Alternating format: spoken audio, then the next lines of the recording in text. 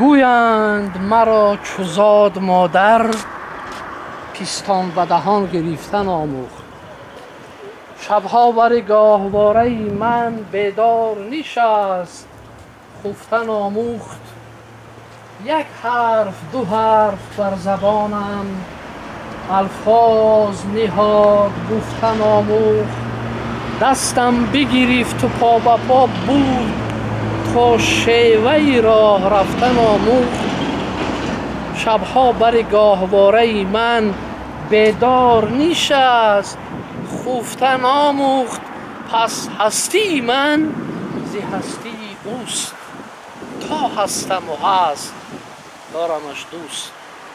این پیکره که در مرکز شهر کلاب گذاشته شده است، این پیکره تمامی مادران تاجیک، مادران روس، مادران ازبک، مادران قرغیز، مادران یهودی و اسرائیلی و عرب و امریکایی و اروپایی و دیگر است. و این مادر دستی دعا دارد که ما یکدیگر را نکشیم.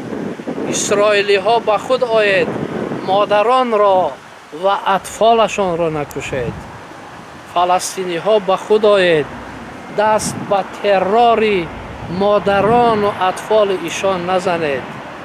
دعا میکنیم که دعای مادران مستجاب بگردد و در عالم صلح حکمران باشد. فلسطین صاحب دولت بگردد و گوشهای اسرائیلی ها از صدای تیر و توپ خاموش باشند و روی ترور و جنگ را عالمیان نبینند. الله اکبر.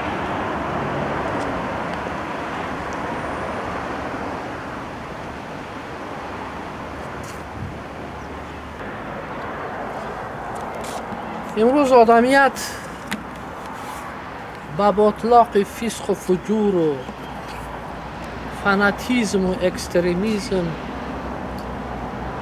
تا گوشهای خود غطیده به نام دین آدم میکشد، به نام مذهب آدم میکشد، به نام خدا آدم میکشد، به نام تورات آدم میکشد، به نام قرآن آدم میکشد، به نام انجیل آدم میکشد، به نام خدا آدم میکشد. پس بیاید به نام مادران از آدم کشی دست بکشیم. ما میتوانیم.